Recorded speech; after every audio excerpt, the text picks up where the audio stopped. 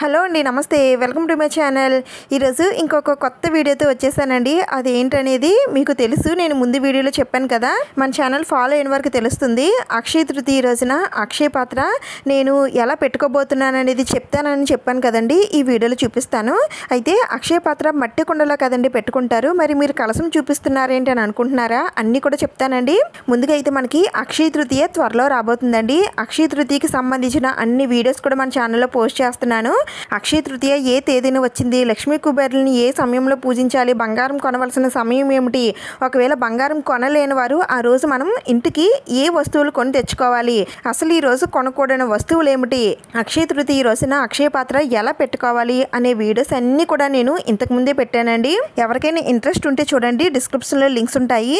ఇంకా ఈ వీడియోలో అక్షయ తృతీయకి నేను ఈసారి కలసం అయితే పెట్టుకోబోతున్నానండి. కలసం పెట్టుకోవడం ఏంటండి, కుండ కదా పెట్టుకోవాలని అనుకుంటున్నారా? అవునండి, కుండే పెట్టుకోవాలి. అక్షయ పాత్ర అనేది మన ఇంట్లో ధనధాన్యాలు ఎప్పటికీ తరగకుండా మన సంపద అలా వృద్ధి చెందుతూ మనకి తిండికి బట్టకి లోటు లేకుండా ఉండాలనే ఉద్దేశంతో సంవత్సరం పొడిగినా కూడా అక్షయ పాత్ర మన ఇంట్లోనే పెట్టుకుంటామండి. అక్షయ పాత్ర మనం మట్టి కుండలో పెట్టుకుంటాం కదండి. అయితే అక్షయ పాత్ర ఎక్కువ రోజులు అలా ఉంచుతాం కాబట్టి కుండ అనేది పాడైపోతుందండి. ఇక్కడ నేను పిక్ పెడతాను చూడండి. ఇది మా పాత అక్షయ పాత్ర.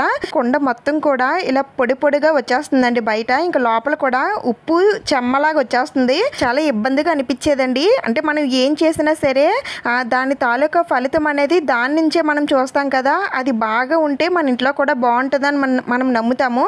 అది ఏమాత్రం పాడైనా సరే మన ఇంట్లో ఏదో అయిపోతుందని కొంచెం సెంటిమెంట్గా ఫీల్ అవుతాం కదండి.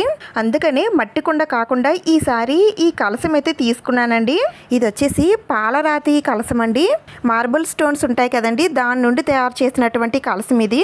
మరి ఇలాంటివి పెట్టుకోవచ్చా అని మళ్ళీ మీలో కొంతమందికి సందేహం అయితే రావచ్చు. పెట్టుకోవచ్చండి. పాలరాతికి సంబంధించినవి ఏవైనా సరే మనం వాడొచ్చండి. మనం పూజా మందిరంలో కూడా మనం ఇలాంటి మార్బుల్ స్టోన్స్ అవి వేయించుకుంటాం కదా. అంటే ఆ మార్బుల్ స్టోన్ వైట్గా ఉన్న మార్బుల్ స్టోన్స్ అవి వేయించుకుంటే లక్ష్మీదేవి అమ్మవారికి చాలా ఇష్టం అంటండి. అందుకని నేను ఈ పాలరాతి కలసం అయితే తీసుకున్నానండి. అయితే ఇది యాక్చువల్గా కలసం కింద అయితే పెట్టుకుంటారండి. నేనైతే అక్షయ పాత్రగా పెట్టుకోబోతున్నాను. ఇక్కడ చూస్తున్నారు కదా, ఈ కుండ అయితే చాలా బాగుందండి. నాకైతే చాలా బాగా నచ్చింది. మొత్తం డిజైన్తో ఎంత బాగా చేశారో. కుండ అయితే చాలా బరువుగా ఉందండి. అలాగే చాలా దళసరగా చేశారు. చాలా బాగుందండి. అలాగే దీనిపైన డెకరేషన్ కూడా చాలా బాగా చేశారు. ఇంకా కలసం పైన మనం కొబ్బరికాయ పెడతాం కదండి, ఆ కొబ్బరికాయ మోడల్లోని దీనిపైన క్యాప్ కూడా తయారు చేశారండి. ఇక్కడ చూస్తున్నారు కదా ఎంత బాగున్నాయో చూడటానికి. ఈ రెండు కూడా సెట్గా వస్తాయండి.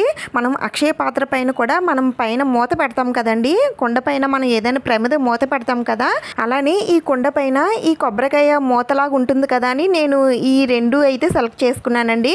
చాలా బాగుందండి. నేను దీన్ని అమెజాన్లో తీసుకున్నాను. నాకు 800 పడిందండి. కాస్ట్ అయితే కొంచెం ఎక్కువగానే ఉంది. ఎందుకంటే మనకి మట్టి కుండ ఒక 30-40 రూపీస్లో వచ్చేస్తుంది. కానీ ఇది మార్బుల్ కలసం కదండి, అందుకనే కొంచెం కాస్ట్ ఎక్కువ ఉందనుకుంటా. వీటిల్లో చిన్న కలసాలు ఉన్నాయండి, అలాగే పెద్ద కలసాలు కూడా ఉన్నాయి. మీకు కరెక్ట్గా చెప్పాలి అంటే మనం పూజా మందిరంలో పెట్టుకునే సైజేనండి ఇది. ఇంత సైజు కన్నా మరీ చిన్న సైజు పెట్టుకున్నా అంతగా బాగుండదు, మరి అంత పెద్ద సైజు పెట్టుకున్నా బాగుండదు. ఇదైతే మీడియం సైజ్ అండి. మన పూజా మందిరంలో పెట్టుకునే సైజు ఇది. అమెజాన్లో పెట్టుకున్న తర్వాత ఒక 5 డేస్కి అయితే ఇంటికి వచ్చేసిందండి.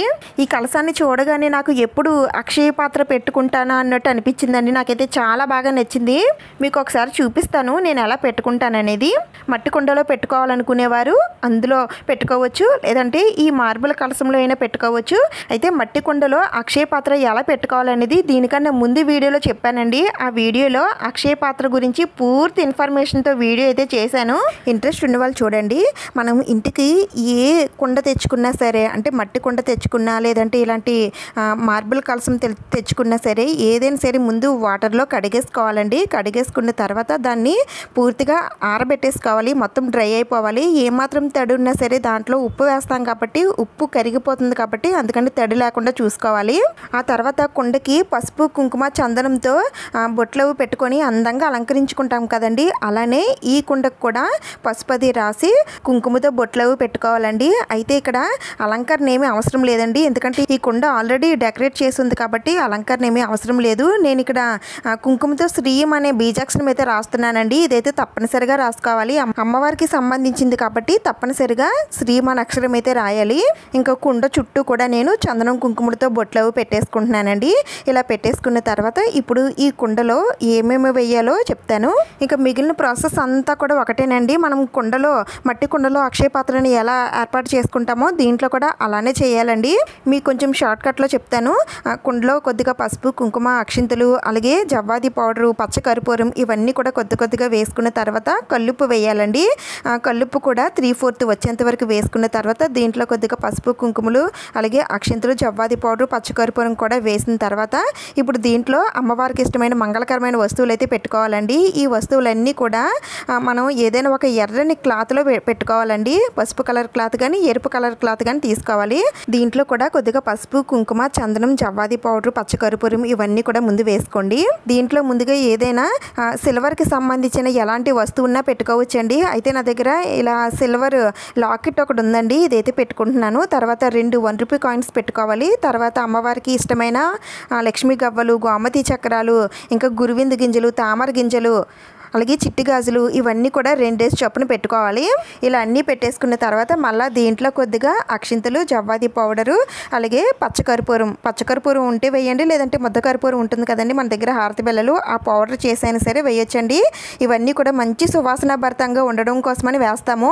దీని నుండి వచ్చే సువాసనకి అమ్మవారు ఆకర్షితురాలు అవుతారండి. అందుకని ఇవన్నీ కూడా ఎక్కువ వేసుకుంటే మన పూజా మందిరం నుండి కూడా మంచి సువాసనలు వెదజల్లి ఇల్లంతా కూడా పాజిటివ్ ఎనర్జీతో నిండిపోతుంది. ఇప్పుడు ఈ క్లాత్ని ఇలా మడిచి ఈ కుండలో ఉప్పు పైన పెట్టేసుకోవాలండి. దీంట్లో కూడా కొద్దిగా జవ్వాది పౌడరు, అలాగే పచ్చకర్పూరం ఉంచండి. తర్వాత దీంట్లో మనం కష్టపడి సంపాదించిన డబ్బులు ఎంతైనా సరే పెట్టుకోవచ్చండి. 10 రూపాయలు, 20 రూపాయలు, 50 రూపాయలు, 100 రూపాయలు, 1000 రూపాయలు ఎంతైనా పెట్టుకోవచ్చు. దీంతోపాటు ఒక 1 రూపీ కాయిన్ కూడా పెట్టుకోండి. ఇంతేనండి. అక్షయ పాత్రలో పెట్టుకోవాల్సిన సామాగ్రి అన్నీ కూడా పెట్టేసుకున్న తర్వాత దీనిపైన మూత పెట్టేయండి. అయితే ఇప్పుడు ఈ అక్షయ పాత్రని నేరుగా కింద పెట్టకూడదండి. ఏదైనా ప్లేట్లో కానీ ఆకులో కానీ పెట్టాలి. అది కూడా బియ్యం పోసి పెడితే ఇంకా మంచిది. ఈ అక్షయ పాత్ర కోసం పూర్తి ఇన్ఫర్మేషన్ దీనికన్నా ముందు వీడియోలో చెప్పానండి. అందుకని దీంట్లో ఎక్కువేమీ చెప్పట్లేదు, కొంచెం షార్ట్ కట్లో చెప్పాను. అయితే ఎక్కువ మంది ఈ అక్షయ పాత్ర కుండలో కాకుండా గాజు బౌల్లో పెట్టుకోవచ్చు అని అడుగుతున్నారండి. పెట్టుకోవచ్చండి, పర్వాలేదు. అలాగే జాడీల్లో పెట్టుకోవచ్చు అని అడుగుతున్నారు. జాడీల్లో కూడా పెట్టుకోవచ్చు. కానీ ఇత్తడి చెంబులు, రాగి చెంబులు, వెండి చెంబులు లాంటి వాటిల్లో మాత్రం పెట్టుకోకండి. మరి పాత అక్షయ పాత్రని ఏం చేయాలండి? మరి పాతది ఉన్నప్పుడు కొత్తది పెట్టుకోవచ్చు అని అడుగుతున్నారు. పాత అక్షయ పాత్ర తీసేస్తామని అనుకుంటే కొత్త అక్షయ పాత్ర అయితే పెట్టుకోవాలండి.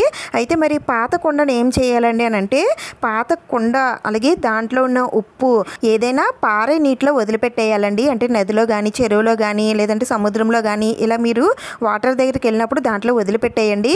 మరి దాంట్లో కొద్దిగా ఉప్పు తీసి మళ్ళీ ఈ కొత్త అక్షయ పాత్రలో వెయ్యాలని అడుగుతున్నారండి. అవసరం లేదండి.